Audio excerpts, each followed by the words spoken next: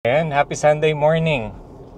So hindi kami nakapag-mass today kasi may early 9 a.m. check-up si Bella sa GP.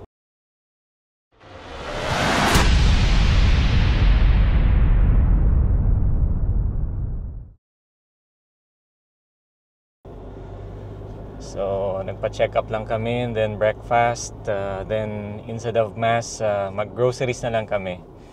Early groceries since later magba-badminton kami.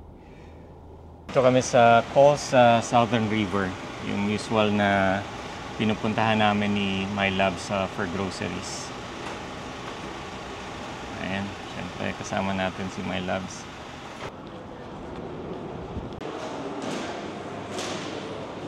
Onions for $1.70. Kuha tayo ng isang pak choy. $2.90. Avocados dito. All year round siyang available. Pero mahal. $3.50 each. Mahal ah. Tayong dalawang tofu. Chicken thigh fillet.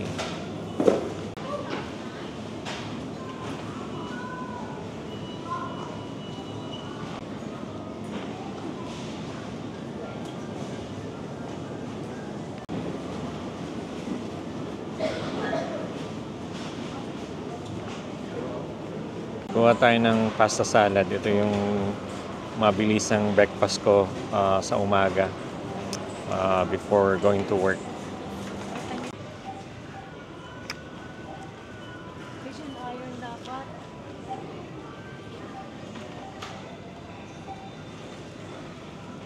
Yung mga ganitong yellow tags dito sa Coles, meaning it's on special. So naka-mark down price siya. Pero I've seen some comments sa social media na sa Coles daw, mina-mark up para they could mark down. Funny.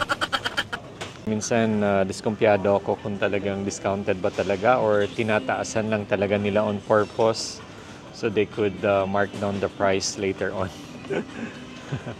Hanap si My Loves dito sa Coles ng Japanese rice, wala daw. Comment naman kayo sa comment section below kung saan nakakabili ng Japanese rice dito.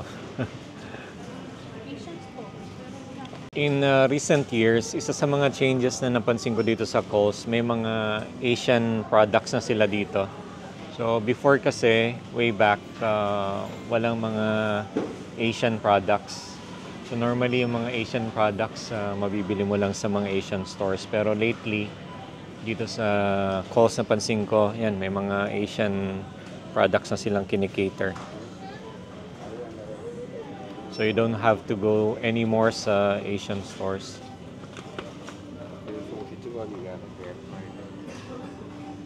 Ito, no? So I think mga Indian spices to.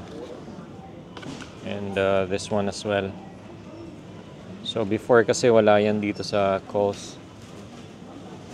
So ngayon, may mga section na Asian products.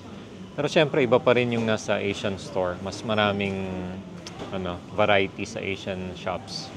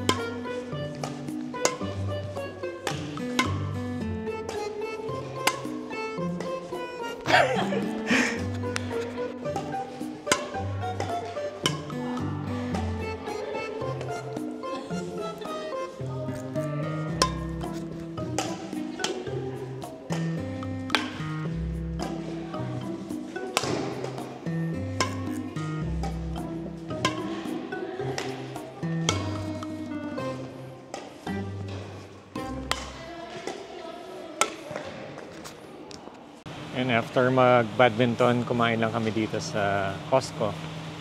So, hindi kami mamimili. So, talagang kumain lang kami and ngayon, ikot-ikot lang.